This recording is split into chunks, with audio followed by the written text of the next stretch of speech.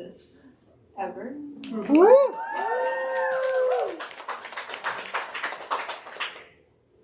So yeah, I'll get started.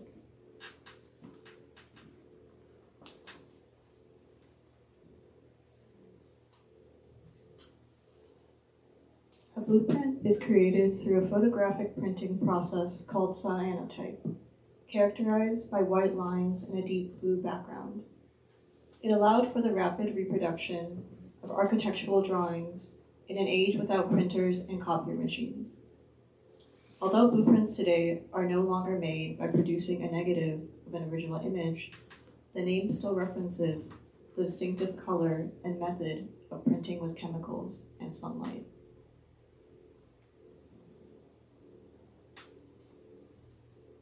In my dreams, my house is never cluttered. I've let go of everything that haunts me. A plush ginger cat matted by time. A scatter of clothing tags. A pink pillow inked with my mother's handwriting. I'll love you forever. In my dreams, my house is burning. The house I grew up in. I look out from the upstairs window, trapped in my room, not because my escape path is obstructed, but because I want to remember everything before it's lost forever.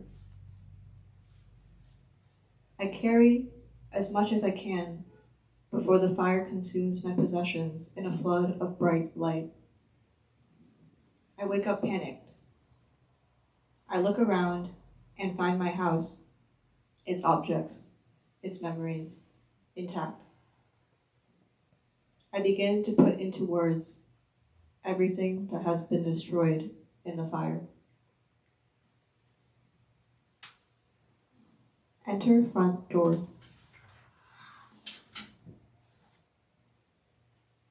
Statement of applicant Chin On.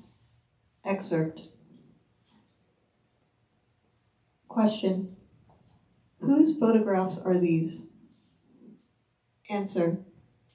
The one on the left is my father Chin Jan, and the other is myself. Question. How long ago was that photograph of yourself taken? Answer.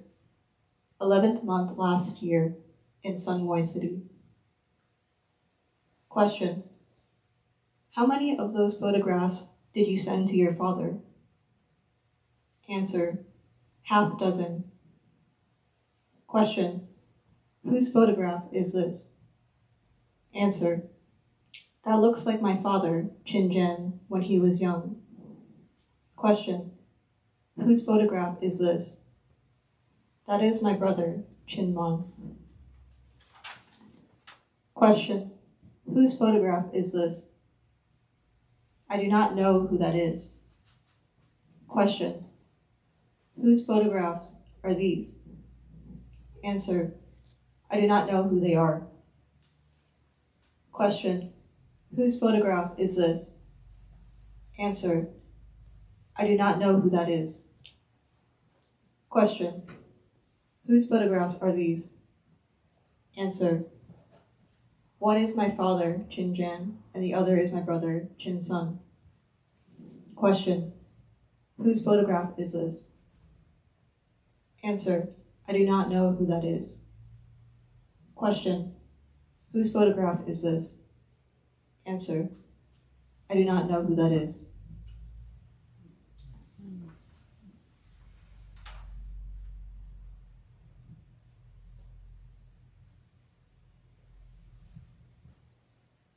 Enter front bedroom.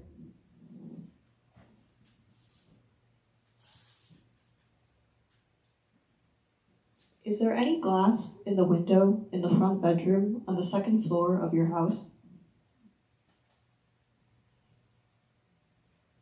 Answer.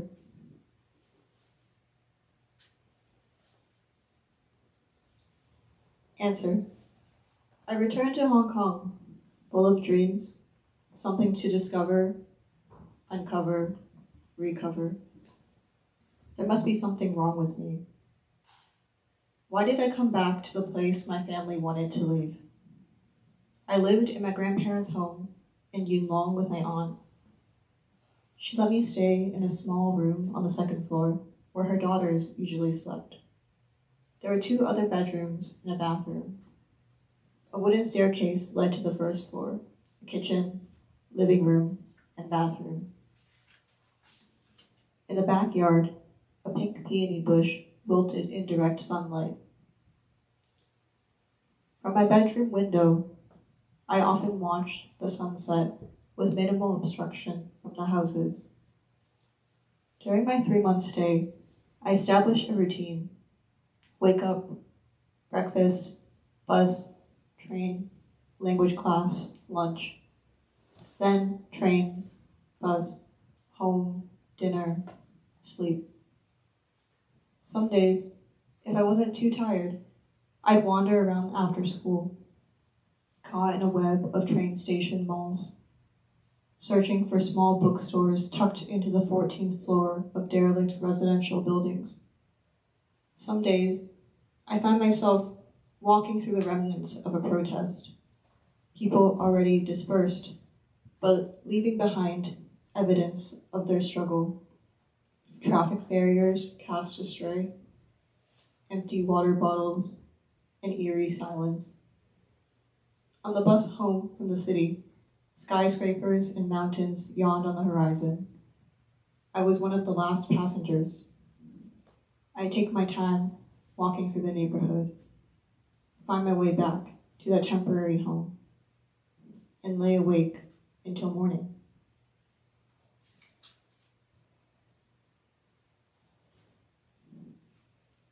Answer.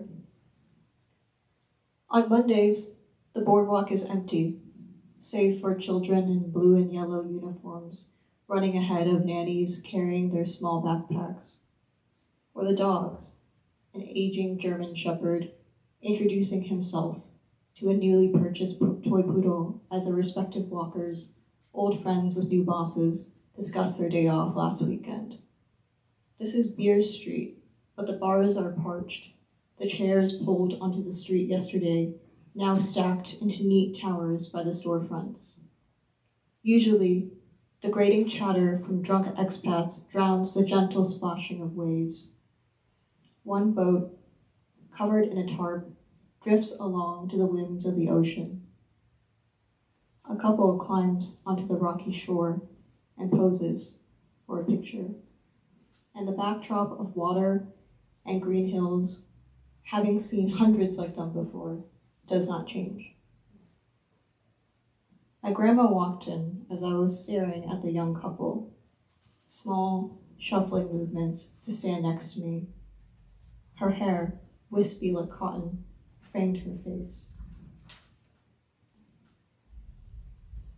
Mama likes to sit by the window and look outside, she said, referring to herself in the third person. I nodded, too distracted by the dogs heading in opposite directions to respond. We looked out the window together, disregarding time for a moment in a city where every second counted.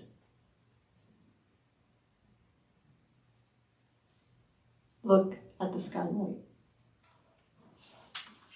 Thank you.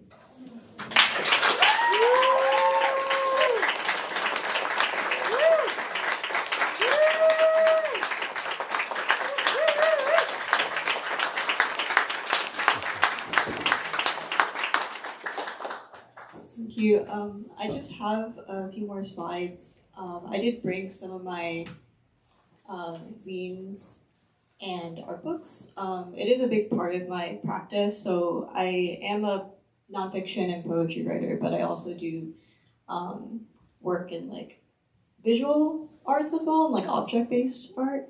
So this is one of the zines. I call it my process zine, and it is a 16-page accordion fold from a collage risograph printed, and it kind of explores my process of creating something, and it is a combination of my interest in the visual and text and how that relates to each other. I also have this scene, my most recent one, which is in the shape of a house, and it unfolds into a zine that has like both image and text. So originally it was a collage,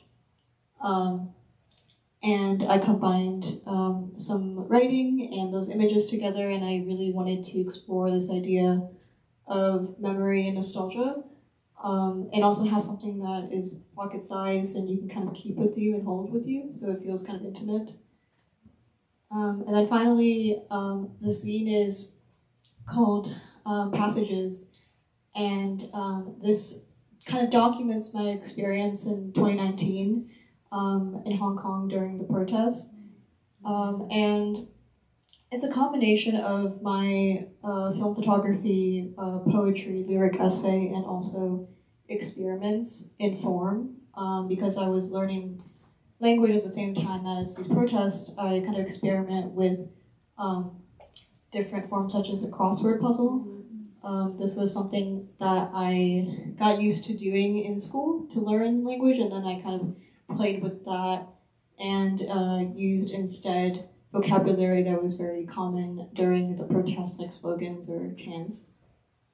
I also played with the idea of a quiz or multiple choice test, and instead of typical things you would find, there's vocabulary for, again, like things that I had learned, but also combining those protest chants that I would hear often. Also, another example is just playing with like photography and color here. This is just a spread. But yeah, these are all available in the front. And also just wanted to mention that I often table at events, and I obviously couldn't bring my whole setup, but usually this is what it looks like. And I love, having a visual element to my work. Usually it's like much more elaborate, but just to give you like an idea of what my, style is. But yeah, thank you. If you want to contact with me, my Instagram is Letters by Liana, and my email is lianafu@gmail.com. But thank you so much.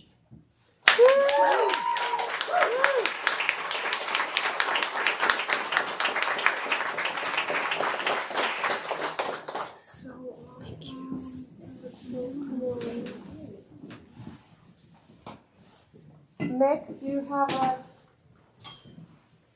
presentation to set up? I'm on it. Okay.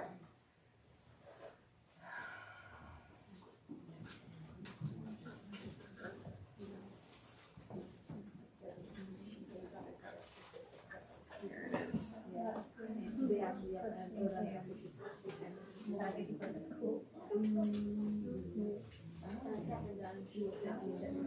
I was a student when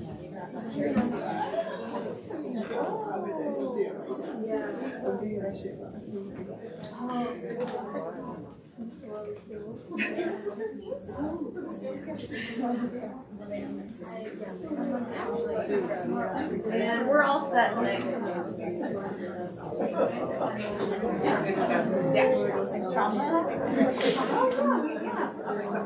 It has worked out so perfectly to be able to bring Mick Powell today. We tried to schedule you for at least one other time, so it was like so ideal for you to be able to join us today. Mick Powell, she is a queer Black Cabo Verdean femme, poet, artist, Aries, and author of Dead Girl Cameo by Random House 2025. Winner of the Stonewall Book Award and listed as a Best Book of the Year by the New York Public Library and De Beautiful. They have received fellowships and residencies from Yaddo, Torch Literary Arts, formerly Tin House, now the McCormick Writing Center, and Art Omi, and their chapbook, Threesome in the Last Toyota Celica and Other Circus Tricks. Won the 2023 Host Publications Chapbook Prize. Faculty of Creative Nonfiction Writing at Bay Paths University Master of Fine Arts Program. Mick enjoys chasing waterfalls and being in love. Please help me welcome Mick.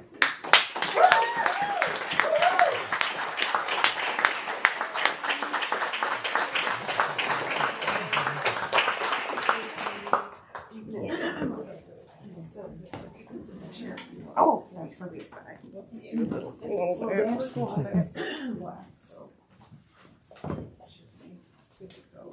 Yes, that's perfect. Yeah, thank you. Hi, everybody. Good evening. Wow, the room goes so far back, and it's so nice to see everybody's face. Hello, y'all. Hi, everyone in the back. Hello. Good evening. I'm so happy to be here. Thank you all so much for inviting me, and I'm so glad that it worked out for this time. Yeah, it's just so special to be back in this space. I am a residency alum of Tin House, formerly known as Tin House, currently known as the McCormick Writing Center. I was here in Portland in March of 2023.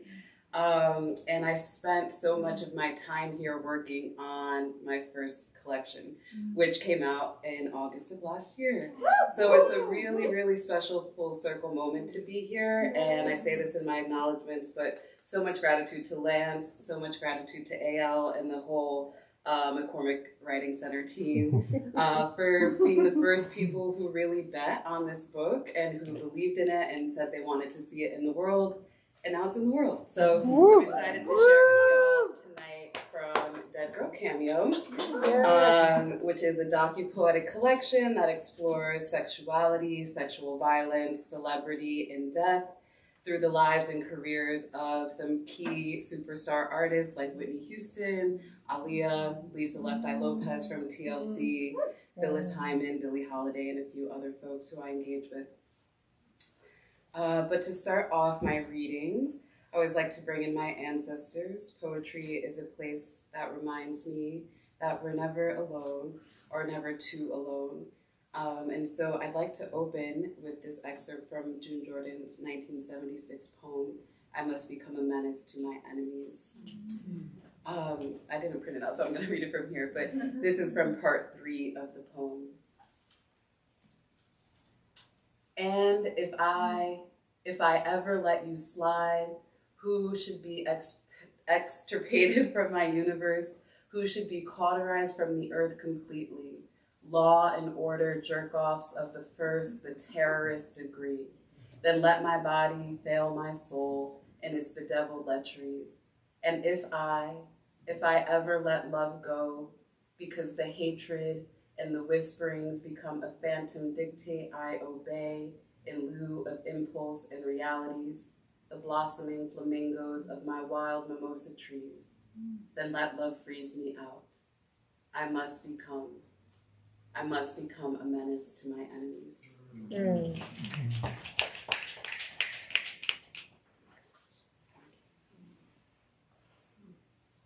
A fun thing about writing a book about music is that I've been remixing some of my poem titles as I've been on tour and things. And so borrowing from June Jordan's poem, I'm just remixing this title, a poem that takes on the voice of the artist Phyllis Hyman, who's pictured here, in conversation with Whitney Houston. The story goes that Whitney Houston and Phyllis Hyman were both signed to Arista Records a couple years apart, and were sort of pitted against one another, Whitney sort of being this younger, newer, upcoming artist. And when they first met, they had this sort of like diva stare-off contest. And the industry almost got them. But what ended up being true is that Phyllis told Whitney that they would need each other in this industry and that when she needed her to call her. And as the story goes throughout Whitney's, especially her first world tour, she called on Phyllis Hyman many times. So this is called, originally, Phyllis Tells Whitney the Truth, or Phyllis Tells Whitney She Must Become a Menace to Her Enemies. Girl, you've got to know they want you dead. They'll kill your black ass without blinking. They'll mine your voice for whatever the price. They'll slice your throat while you're singing. Girl, I've watched these men conspire. I've seen them lace their tongues with Satan's. In rooms wall to wall with our earned gold, I've watched them take glory for our bacon. Girl, we've got to keep the music in our hearts. We've got to make our own kind of song. And baby, I know it's easy to get weary. We've got to work at this our whole life long. So you just keep calling on me when it gets real hard. Call on me when your heart gets real, real heavy. Call on me when you want to hurt them back. Call on me, you know I'll be ready. Thank you. Yesterday actually marked the 14th anniversary of Whitney Houston's passing. Many of us, based on that sound in the room, collective sound in the room, might remember where we were when we found out Whitney Houston died. We might remember where we were the first time we heard a Whitney Houston song. So for today, I'd like to spend just some time with Whitney, who was also known as Nippy to her friends and to her family. My partner and I, Rock, were just sitting in the back and we saw Robin Crawford's memoir, A Song for You, My Life with Whitney Houston. And a section of this book borrows from Robin's memoir and thinks about the life that her and Whitney had together. Robin Crawford was Whitney Houston's lifelong best friend, her life partner in many regards, a former romantic and intimate partner in her life, and someone who, was like a life partner to her in many ways. This poem is a burning haibun, and it has an epigraph from the memoir, from Robin's memoir, where she talks about preparing for Nippy's first world tour. And she says, in preparation for the trip, Nip and I looked at her itinerary and laid out clothing for each performance, meet and greet, dinner, and interview. We assembled outfits with accessories, and Whitney tried on each combination and did a fashion show for me. This was Nip's first voyage on the supersonic jet. Whitney Elizabeth Houston was taking off, full speed ahead. Last love song for Nippy. After a warm bath with citrus soaps, you lean against the ledge naked, lather your legs. I lay the face of the razor at the base of your ankle and begin to trace upwards past your knee. You lacquer your skin with baby oil, press your nose to the glass plate once more, wait for the ache to subside. Tomorrow will return the good of your girlhood to its resting place. That East Orange basketball court, that pulpit, that passenger seat, the inner seam of your mother's church dress, your hair hugged to the nape of your neck, Nip in the knee-length shorts, Nip in the Adidas Gazelles galloping. Nip, tomorrow you will be a girl on a jet plane, your singular name whipped out into stars. Tonight we take hot iron to glittering fabric, into the wilding strands of your hair, to the backs of our wrists with love. Tonight you insist on cigarettes, catwalk, dancing to Donny Hathaway half-dressed, your bare heart touched to mine, your soft, slow grind. Tonight you insist I kiss you for the last time and cut your collarbone in the right light. You, all peach skin and desperate and alive electrically, untouched, coke charged and moon bright. Nip, of all the songs you ever sang, of all the songs you'll ever sing. Nip, I never said I was afraid of how long we would love. I only feared how little we'd forget. Baby, wait for the ache to tomorrow. Good girlhood, that pulpit hugged to your neck. Nip in the knee-length shorts. Nip in the Adidas Gazelles galloping. Nip, tomorrow you will be a girl, singular, whipped and wilding, half-dressed, bare, touched. Tonight, I kiss you for the last time alive. Nip, I was afraid we'd forget. Baby, tomorrow you will be a girl whipped there. I kiss you alive.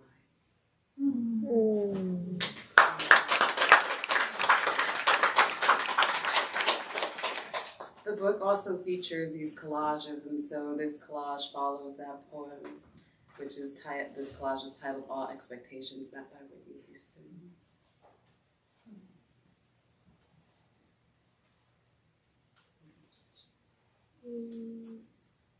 I know enough about moderation. It's no wonder to me that Whitney's first single to top the charts was the one where she's waiting. A reservoir drenched in silk, narcissus, amber, violet, vetiver. Released 4 days after her 22nd birthday, saving all my love for you makes her a woman, wanting and wanderlusting. I wait while Whitney wails on stage or rolls from the Rolls Royce into a pink penthouse suite. I wait in our bedroom while she busies her cherried mouth, making heartache a hexagonal thing. I know that I am animal by the way I lick her back, her breast pressed against the hardwood, a memory I recount again, at dusk. In the kitchen, I break into the belly of a fish, rinse it clean of its guts over the sink. I want to fill it with something. Her womb aches every third week of the month, conjures an uninhabitable hunger. The sea bass shimmers dead on the countertop, my hands prepared to cleave. She makes an art of acquiescence, the knife grasping light beside the fish once grappling for air, submerged in oxygen. Between us, this unquenchable, ceaseless negotiation. In my dreams, I know enough about moderation to leave before we burn the house down. It is too easy not to tell her how often I want her to make green the thing that lost its gold, to purple the thrust of my throat. Too easy to admit how little we know of our own villainy, how little we know of this cannibalistic desire, or the heart that never tires of its list. What is it about this love that kills the good animal in each of us? What is it about this love that makes me forget I am free?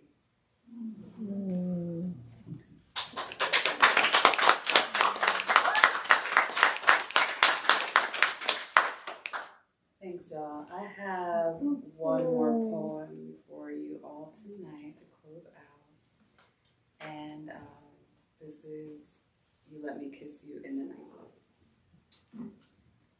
You let me kiss you in the nightclub, in Johannesburg, in Orlando, in Portland, in your curt-cut sequin skirt, on the pulsing purple dance floor, in the sweltering bathroom stall, through blades of rain, when the streetlights hushed. You let me kiss you, on the mouth, on your neck, up your arm, against the cool brick, to the Dyke DJ's disco track. You let me kiss you, with my hands in your hair, at the first lesbian bachelorette party, when your song spun the walls, before last call, before the cops kicked down the doors, until you became Violet. You let me kiss you, as the drag queen strung us up with her pearl boa, in your emerald suit, on stage once. You let me kiss you, after you begged for it, after you pleaded, after we saw two other girls tethered at the lips, one girl's thigh between the other's hips, their sweet, slow grind, a mirror to your want. You let me kiss you, in the smoky alleyway, in the Pontiac, in the place you felt most free, the place you felt most invisible. You let me kiss you, copper dark, hard, hauntingly. I wanted you to kiss me back. Thank you all so much.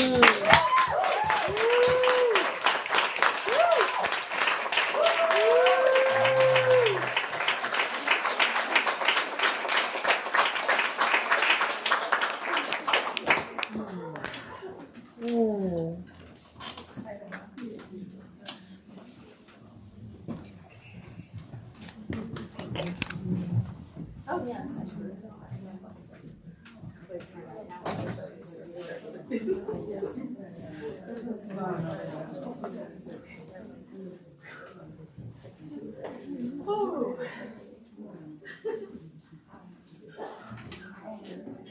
What a beautiful night.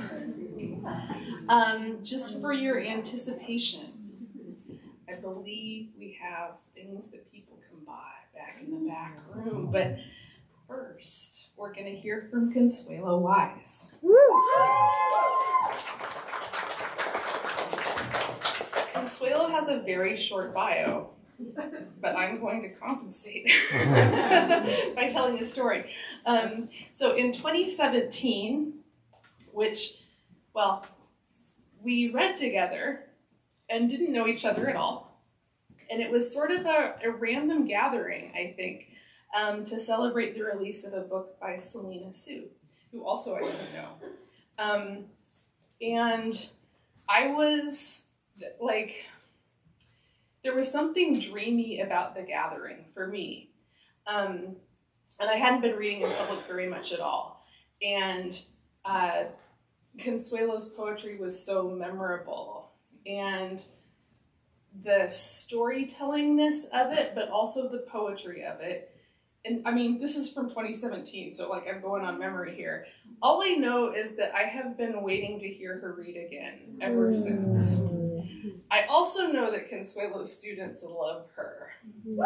And so this is like a super exciting night for me, and it's one of those times that, you know, the writing life feels like it's skipping across time in this beautiful dreamlike way. So I'm just so happy to welcome Consuelo. And I will read the very short bio. No, don't read it. Okay, Consuelo has a book and it's awesome, I imagine, because I haven't heard it yet, but I'm real excited to. And but I've heard all about it from my friends. It's one of those kinds of books. So there are just a few of them though. Anyway, welcome Consuelo Wise.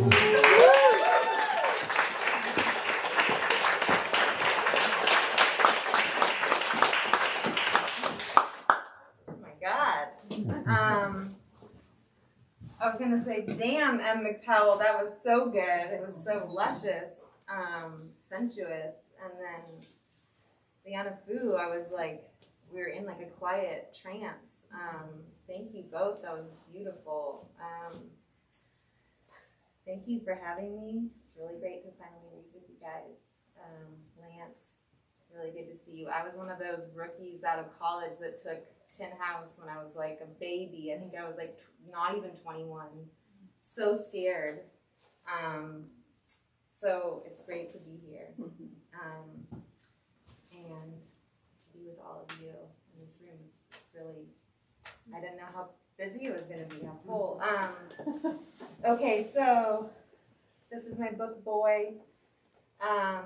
It kind of had some glitches. This is the glitch copy. This is my brother's face. I don't usually talk about it in terms of introducing it, but I kind of want to. I never really had a launch because of the disorder of the printing aspect. But so I don't totally know how to talk about it. I just kind of done readings over the years in spurts, and I guess I'll say when Jessica and I read together, I was writing my thesis. So some of you graduated from PSU, you did your thesis. Some of you are working on it now.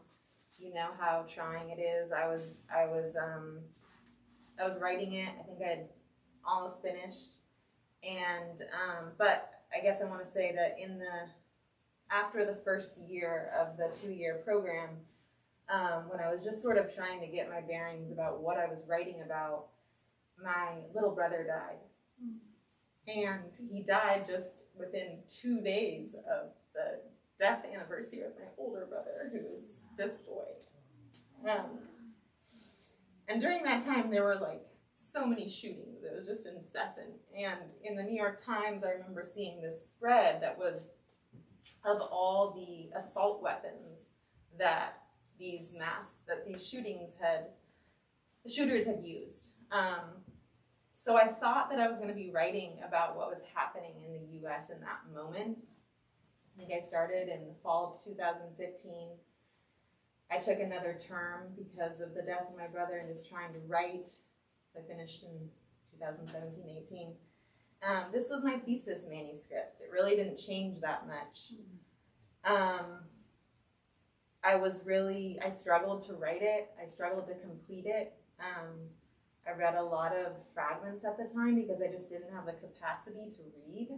So there's a lot of blank pages and broken lines. So I'm going to kind of move around through it. The exciting thing about writing and completing something for me is that you just keep learning from it and seeing it in new ways, and that's, I think, one of the gifts. So, yeah, I'm going to jump around intuitively, and I'll just check the time. That's something that you all know I'm bad at, my students. Okay.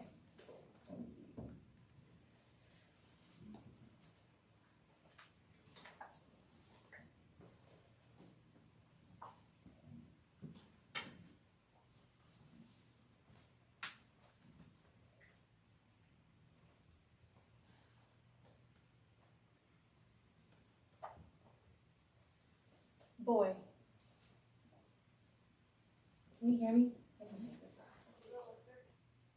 Boy. We buried you beneath the bombax tree. Not too deep, so you could escape. The night suited you. We carried you up.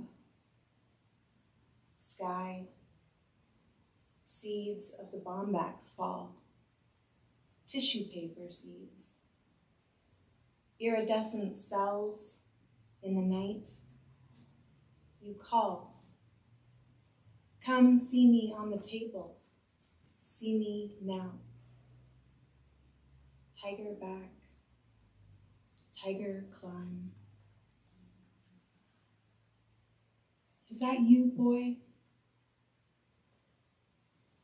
Your name became, your name was, you were named Wind.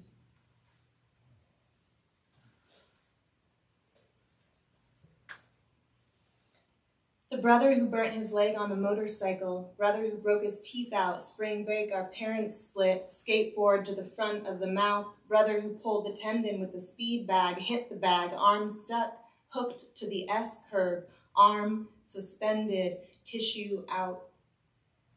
Older brother lift him down. Brother who, seizure, liked to be clean, wash clothes in bathtub, can't wait, laundry day, town. Brother who, race car driver now, brother smoked cloves gave him, didn't want to, got sick, brother I pushed down, pavement, don't come with us. Brother who, money who, care for us, me. We grow apart from hurting. Can't talk, don't talk much about him. Still me, sister, boy, close though. Brother, us. The brother with records he couldn't listen to.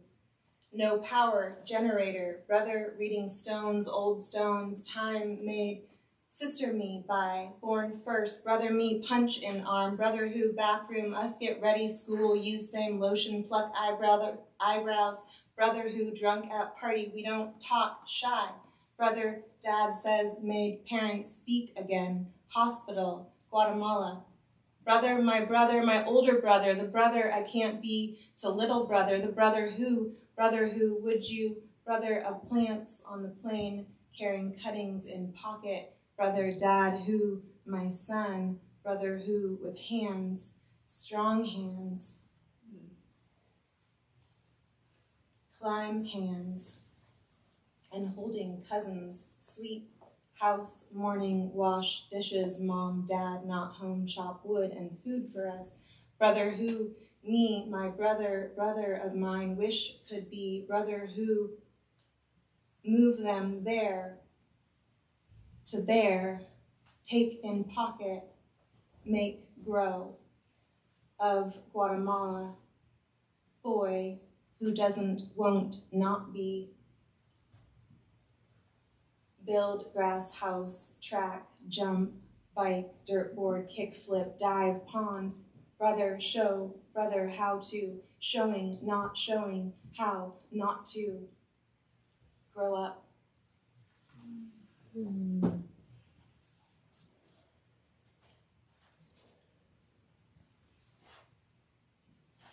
Then brother born, need you, the brother who, brother doesn't speak, can't, doesn't, not, how we, brother stuck, say blind, brother who can't, them say can't hear, born at home, air vac, hospital, ICU. Brother we feed sweet potato to and walk around the house. The special way need learn how to hold you, care for. I think he listened so carefully, made us hear better. Feeding tube, blend food, massage chest, hypertension, sweat, talk to, deep breath. The brother with the golden hair, long lashes, brother with the wide eyes, the flitting eyes. Green rubber chair, touch button, tell us.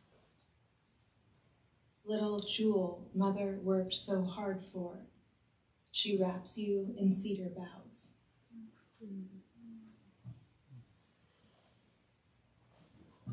How gets, must get good at this. Bury sons.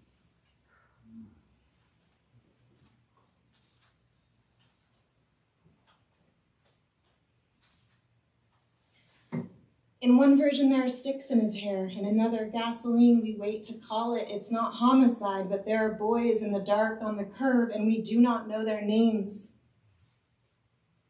River.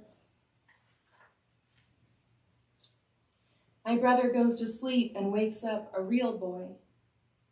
The others are carrying water, but you can see that the old woman's jug has broken, and the water that is left in the sherd, you can see that she is pouring back into the jar. There are some fragments in here that were from some Greek research that I was doing at the time, so that's one of them. It sounds a little out of place in this reading, but you'll see them scattered. Vow, my little you, not child of summer, dried in bundles by the bed, in the bed. Be gracious to the dead, do not stab the dead. Them still awake, summer you forget. The female figures above Penthesilea are carrying water in broken pots.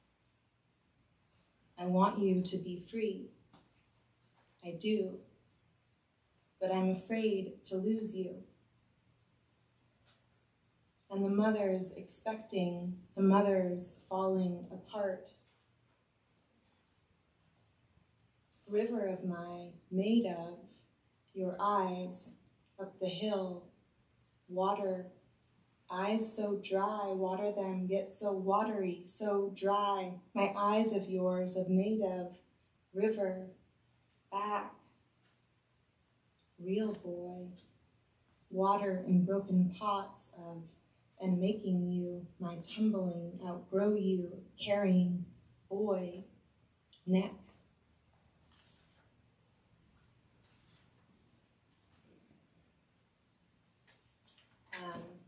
I'm going to read a couple things that are something I'm trying to finish, so hoping maybe reading them aloud will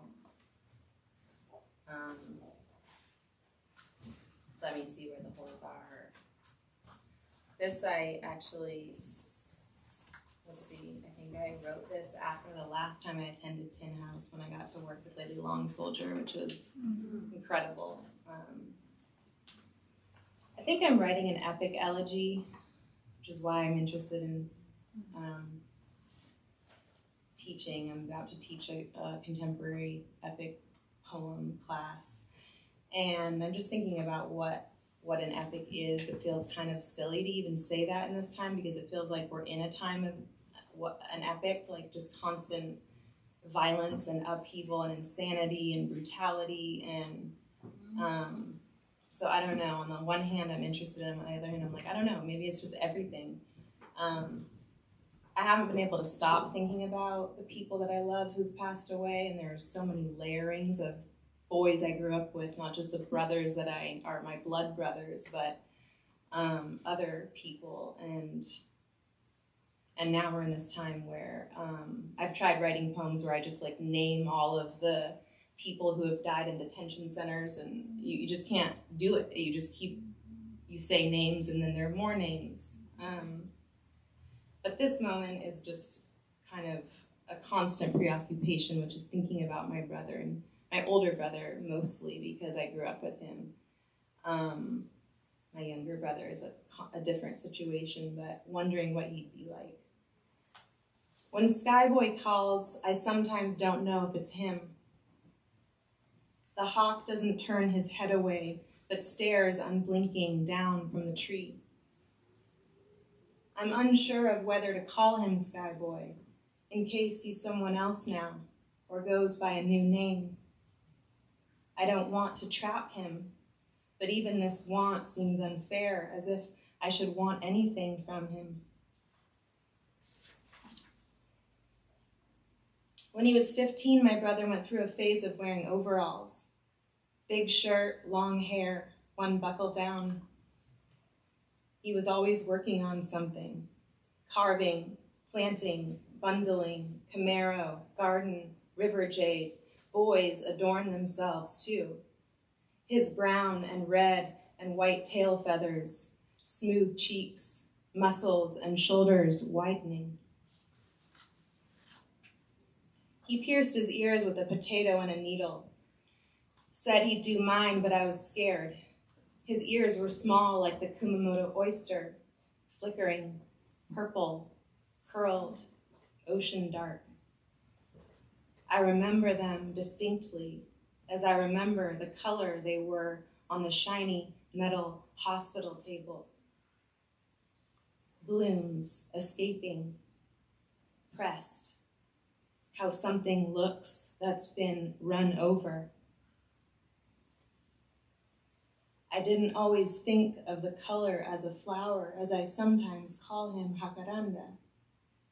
That's something I've done over time to soothe myself when I think of how bruised he was, what the machine did to his body, how he fell.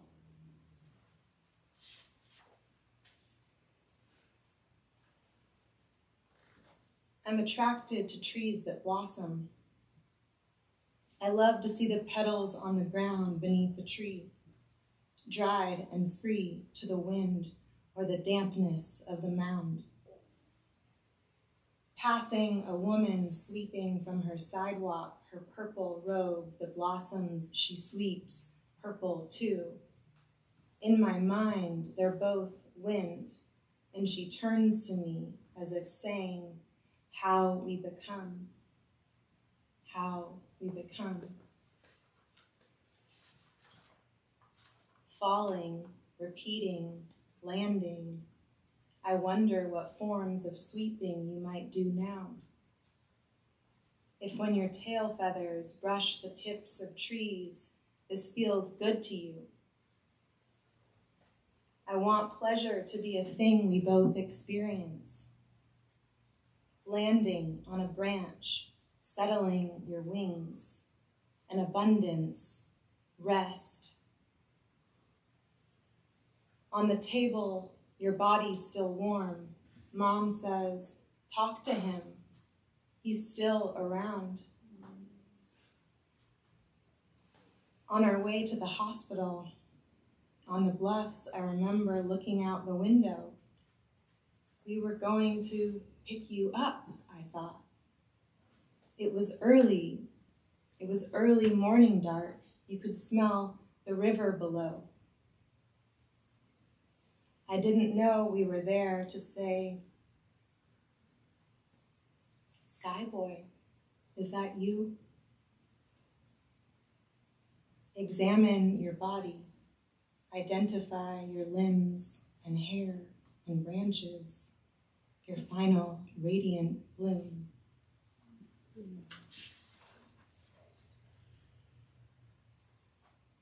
To identify a body one lifts outside their own, circles the room, then lands back on the table or the smooth, rounded curve of a brother's cheek, your hair dusty and dry.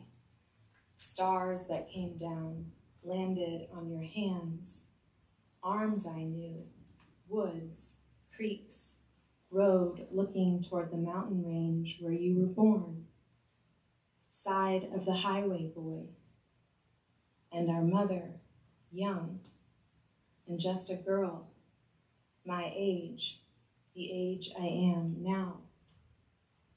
To identify a body, one must acknowledge the aromas of a night blooming out of itself, slipping, dry grass, summer fires, warm winds, hair blowing, and nights we go to the river to swim.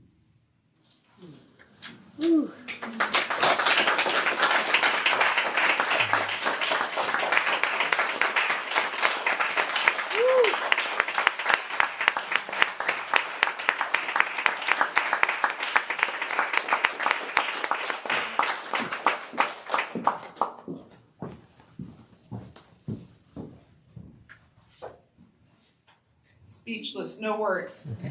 That was amazing. Wow.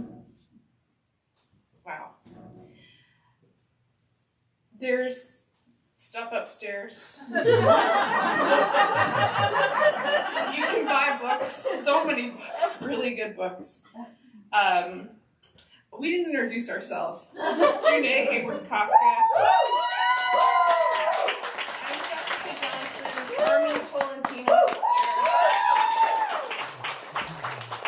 We hope you come back and buy some books, hang out with the readers, make friends.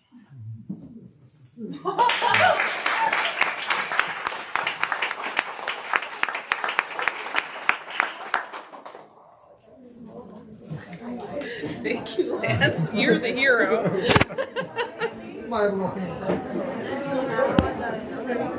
That was amazing.